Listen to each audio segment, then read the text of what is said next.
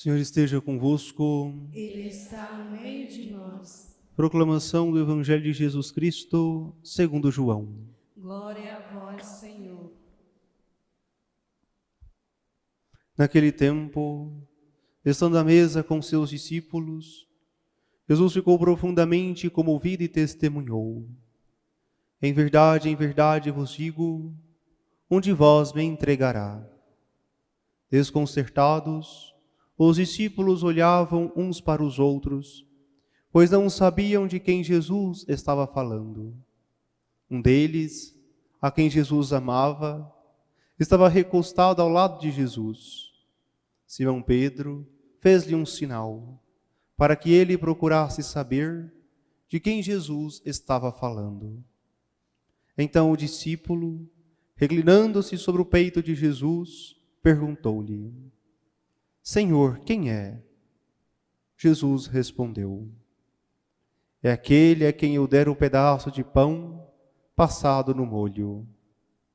Então Jesus molhou um pedaço de pão e deu a Judas, filho de Simão Iscariotes. Depois do pedaço de pão, Satanás entrou em Judas.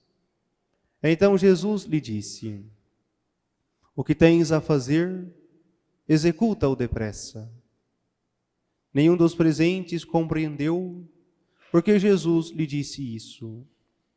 Como Judas guardava a bolsa, alguns pensavam que Jesus lhe queria dizer: compra o que precisamos para a festa, ou que desse alguma coisa aos pobres. Depois de receber o pedaço de pão, Judas saiu imediatamente. Era noite. Depois que Judas saiu, disse Jesus: agora foi glorificado o Filho do Homem, e Deus foi glorificado nele. Se Deus foi glorificado nele, também Deus o glorificará em si mesmo, e glorificará logo. Filhinhos, por pouco tempo estou ainda convosco. Vós me procurareis, e agora vos digo, como eu disse também aos judeus: para onde eu vou, vós não podeis ir. Simão Pedro perguntou: Senhor, para onde vais? Jesus respondeu-lhe: para onde eu vou, tu não me podes seguir agora, mas me seguirás mais tarde. Pedro disse: Senhor, por que não te posso seguir agora? Eu darei a minha vida por ti. Jesus respondeu: darás a tua vida por mim? Em verdade te digo, o galo não cantará antes que me tenhas negado 3 vezes. Palavra da salvação. Glória a vós, Senhor. Caríssimos irmãos e irmãs, nessa terça-feira santa nós acompanhamos o Santo Evangelho que Jesus, reunido com seus discípulos para a ceia, anuncia que alguém haverá de traí-lo. E nós reconhecemos aqui, claro, Judas Iscariotes. Também uma outra figura que nos impressiona é Pedro, o discípulo que diz, onde quer que fosse o Senhor, ele iria segui-lo fielmente. 2 figuras que têm algo a nos ensinar. Primeiramente, Pedro, que promete seguir fielmente o Senhor, mas haverá de negá-lo 3 vezes. E Judas Iscariotes, que ao longo de 3 anos estava no grupo dos apóstolos, sendo formado pelo Senhor, sendo conduzido pelo Senhor, que recebeu todo o amor, todo o carinho de Jesus, mas ainda assim tinha um coração fechado à graça de Deus. Momento algum, ele se deixou ser formado, ser conduzido pelo Senhor. Como se ele passasse por uma chuva com a capa, não se deixando molhar. Todo o amor que Jesus destinava a ele não penetrava em seu coração, porque ele tinha a visão de um Deus que politicamente haveria de salvar Israel. Ele tinha a visão totalmente diferente do Jesus pobre, manso e humilde que ele encontrou. Aqui tem algo a nos ensinar. Quantas vezes também nós podemos ter uma imagem de Jesus diferente daquela dos santos evangelhos? Quantas vezes nós idealizamos um Deus que atenda aos nossos anseios, que atenda aos nossos pedidos, e diferente daquele que nós lemos nas Sagradas Escrituras, do renuncia a si mesmo, toma sua cruz e me siga, há mais alegria em dar do que em receber. Ou seja, quantas vezes nós confrontamos a ideia que nós temos de Deus como alguém a nosso serviço para fazer os nossos caprichos, para a imagem de Deus verdadeira e real que nos coloca na dinâmica do sacrifício, da doação. Por isso, Judas trai o Senhor. Ele entrega ao Senhor por 30 moedas, porque ele não consegue compreender a proposta de Jesus. Por isso prefere trair o Senhor. Interessante também, ao trair o Senhor, ele vende o Senhor por aquele dinheiro. Quantas vezes também nós traímos o Senhor? Quando nós pecamos, quando não somos fiéis ao Senhor, também nós entregamos o Senhor nas mãos dos malfeitores. Precisamos nos perguntar quantas vezes eu traí o Senhor. Mas tem um desfecho triste essa história, porque ao entregar o Senhor, ele não consegue compreender aquilo que fez e se arrepende, mas não busca a misericórdia de Deus, mas ele tira a própria vida. Ele não é capaz de voltar ao Senhor e pedir-lhe perdão. Diferentemente de Pedro, outra figura que nós contemplamos no Evangelho de hoje. Diz que vai ser fiel em tudo ao Senhor, mas Jesus o alerta. Antes que o galo cante 3 vezes, ele haverá de negá-lo. Interessante perceber que Pedro, ao trair o Senhor, ao negar o nosso Senhor, ele chora amargamente, arrependido de ter feito o que fez. E depois volta ao Senhor, e Jesus ressuscitado confirma ele como o príncipe dos apóstolos, com a missão de pastorear a igreja. Ele, arrependido, volta ao Senhor e recebe a sua misericórdia. Aqui tem algo a nos ensinar. Jamais devemos desesperar dos nossos pecados. Sempre há uma opção de sermos perdoados, de sermos reconciliados com Deus, e ainda mais, lição de humildade. Não devemos confiar nas nossas forças, mas somente na graça de Deus. Porque se o Senhor retira a sua mão, nós perecemos, nós não conseguimos corresponder ao Senhor. Isso nos ajuda tanto em nossa vida espiritual. Todas as vezes que nós achávamos que nós éramos bons por nós mesmos, que fazíamos isto ou aquilo, porque nós éramos bons e autossuficientes, todas as vezes nós caímos. Mas às vezes que nós confiamos tudo nas mãos de Deus, ainda que tenhamos queda, nós temos a humildade de recomeçar quantas vezes for necessário. Os santos são concordes em dizer, não interessa às vezes que nós caímos, mas sim às vezes que nós recomeçamos e recomeçamos tantas vezes for necessário para servirmos e seguirmos a Jesus. Que isso fique em nosso coração, que eu não me deixe levar pelo desespero como Judas, mas que eu confie sempre na misericórdia como Pedro confiou. E confiando na misericórdia, eu tenho condições de dar passos cada vez mais na minha conversão. Porque o perdão de Deus jamais nos humilha, mas sempre nos reergue, sempre nos levanta, nos anima a seguir. Porque é um perdão que requer de nós a responsabilidade de servirmos cada vez mais a Deus. E nisso nós compreendemos perfeitamente aquilo que estamos celebrando no dia de hoje.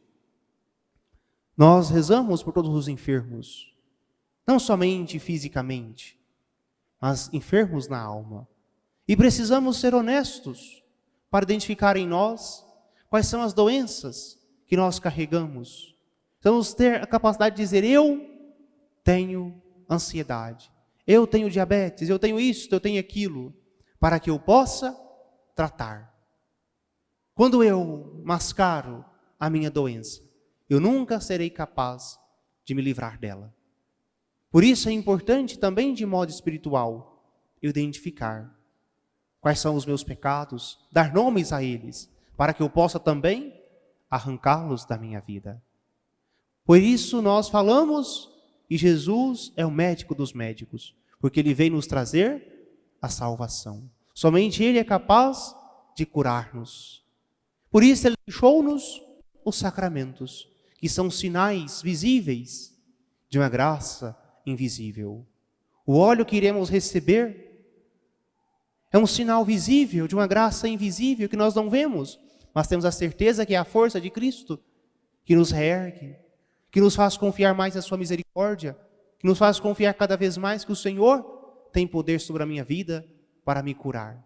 O mesmo Jesus que passou fazendo o bem em Nazaré, em Galileia, Ele continua fazendo o bem através da ação da igreja. Por isso nós estamos aqui, em busca dessa salvação, dessa saúde, porque salvação quer dizer saúde, não somente saúde física, saúde da alma. Por isso é um sacramento, é uma graça sobrenatural, que está acima da natureza. Nós não queremos apenas o bem-estar, nós não queremos apenas a saúde física, corporal, para viver bem neste mundo. Queremos também uma saúde espiritual, onde nós confiamos cada vez mais em Deus e nos colocamos à disposição dEle para servi-lo. Os antigos diziam, uma mente sã num corpo são. Que nós possamos conjugar essas duas realidades em nossa vida. Corpo e alma. Não cuidar apenas do corpo, como se fosse um objeto, como se a matéria fosse o mais importante. Quantas vezes nós ligamos demais à estética, reparando aqui e acolá, ajeitando uma coisa e outra, e esquecemos de rezar, esquecemos de cuidar da nossa alma. O contrário também é verdadeiro. Quantas pessoas que dizem o importante é a alma, eu não preciso cuidar do meu corpo, por isso eu como de qualquer jeito, durmo qualquer hora. Ou seja, também é um erro. Nós não podemos cair em extremos, cuidar por demasiado do corpo e esquecer a alma. E nem cuidar somente da alma e esquecer do corpo. Precisamos aprender que nós, católicos, nós acreditamos perfeitamente que somos formados por corpo e alma, uma unidade. E ambos são importantes. Eu preciso dormir bem, preciso comer bem, praticar exercícios físicos, preciso viver de modo saudável e preciso rezar, preciso fazer penitência, preciso fazer jejum, preciso buscar formar nas virtudes. Eu preciso saber conjugar essas duas realidades em minha vida. Ou seja, quantas vezes nós nos colocamos em situação de pecado, porque nós não cuidamos do bem que o Senhor nos deu, que é o nosso corpo. Quantas vezes você sabe que não deveria pegar peso acima do permitido pelo médico, e você, como idoso teimoso, vai e faz. Você sabe que não deveria comer comida gordurosa, mas você quer sempre um arroz brilhando na manteiga, porque você diz que está acostumado e é o mais gostoso, mas nem porque é gostoso lhe é permitido. Você sabe que não pode comer doces por demasiado, mas você está sempre beliscando uma goiabada, um doce de abóbora e por aí vai. Quantas vezes nós somos teimosos com a nossa saúde e queremos pagar de virtuosos? Não. A minha fé me diz, e eu preciso ser moderado. Por isso, insisto, precisamos sair da mesa ainda com a vontade de comer um pouquinho mais. Eu não posso, como diz por aí, comer igual um padre. É assim que a gente diz. Vocês estão com vergonha, né? Mas essa é a conversa de vocês no domingo. Comer igual um padre. Está até bufando de comer, igual uma jiboia. Ou seja, não está cuidando do corpo. Seja importante que nós compreendamos isso. Saúde física e espiritual. Quantas vezes nós temos preguiça de levantar cedo para ir para uma academia? Quantas vezes temos preguiça de, ao final do dia de serviço, fazer uma caminhada? Por isso nós vivemos o quê? Idealizando. Eu quero fazer isso. Semana que vem eu começo. Semana que vem, na segunda-feira, eu vou fazer tal coisa. Passou a Semana Santa, padre, aí passou essa rezaiada danada, eu vou começar. E não começa. Porque nós ficamos somente no campo das ideias e não passamos à realidade. E quando nós começamos a olhar para a realidade, aí sim, nós vemos que é dor, que é sacrifício, que é difícil, que exige de nós empenho. Por isso que nós possamos pedir ao Senhor: eu quero receber essa unção, eu quero receber esse óleo santo, esse sacramento, esse sinal visível de uma graça invisível, para que essa graça possa mudar a minha vontade, uma vontade frágil para uma vontade forte, para que mude a minha impaciência para uma paciência em suportar os meus limites. Quantas vezes eu estou idoso, decadente e quero ter a força de uma pessoa de 18 anos. E muitas vezes eu me coloco numa situação de perigo porque eu sou impaciente, porque sou orgulhoso. Eu quero que essa unção, que é uma graça invisível, possa também mudar o meu coração, que muitas vezes é orgulhoso, é autossuficiente, para aprender a pedir ajuda aos meus filhos, às minhas noras, aos meus genros, aos meus vizinhos, naquilo que eu não consigo. Quantas vezes eu, por teimosia, quero fazer alguma coisa que eu sei que não posso, não me é permitido, mas eu quero ser autossuficiente e não consigo esperar. Até tem quem faz. A pessoa tem uma vida além na minha e diz: mais tarde eu passo aí e faço. Quando a pessoa chega, você está o quê? Terminando aquilo. Por estripulia, você quer fazer aquilo, porque não é humilde o suficiente para esperar. Que nós possamos curar o nosso coração, de não ser soberbo, de não ser autossuficiente, mas saber respeitar os limites do nosso próprio corpo.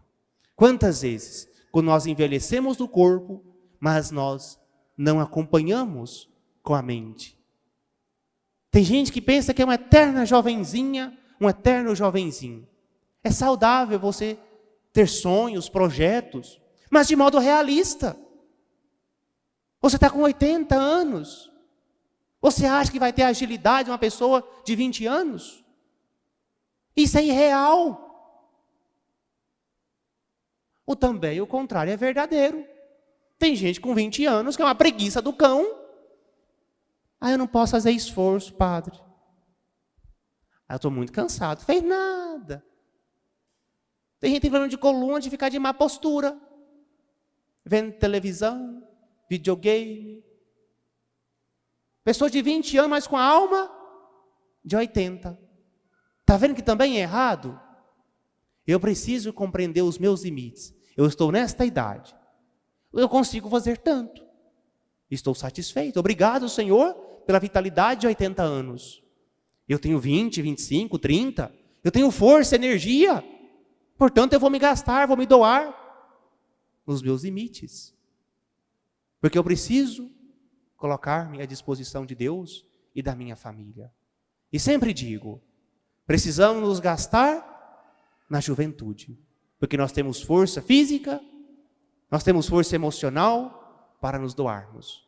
Nós não podemos também envelhecer antes da hora. Quantas pessoas do nosso tempo que nós conhecemos que já perdeu a vitalidade, o vigor faz tempo?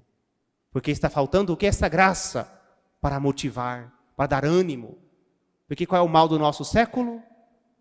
As doenças da alma.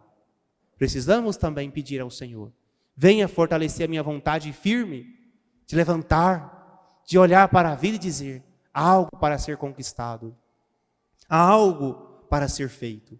Por isso, ao pedirmos esta unção, aqueles que precisam ser fortalecidos, que o Senhor lhes dê esta graça. Fortalecidos na mente, fortalecidos na vontade. Aqueles que precisam ser, de fato, reconduzidos à humildade, que o Senhor lhes dê humildade de reconhecer os seus limites e aceitar as ajudas que Deus, providencialmente, coloca em nossa vida. Por isso, de fato, esse sacramento é sim um sinal visível de uma graça invisível e que nós possamos pedi-la do fundo do nosso coração. Vem, Senhor, o Senhor conhece a mim mesmo melhor do que eu. Por isso o Senhor possa atuar naquilo que está faltando. Completa em mim a obra começada. Leve-me, Senhor, a ser santo. Leva-me, Senhor, a fazer a sua santa vontade. E que possamos concluir dizendo, com São Pedro, que nós, arrependidos, retornamos ao Senhor. Assim como Pedro confiou muito mais na graça de Deus, que também nós possamos confiar muito mais na graça de Deus do que em nós. Que possamos aprender dele, sempre, sempre, confiar no Senhor, que está sempre pronto a nos perdoar, a nos ajudar, a nos tornar perseverantes no seu amor. E jamais desesperemos como Judas, que confiou somente em si mesmo, portanto, teve um fim trágico. Que nós tenhamos um final feliz. Qual é esse feliz final que desejamos? A vida eterna, a salvação. Louvado seja nosso Senhor Jesus Cristo. Para sempre seja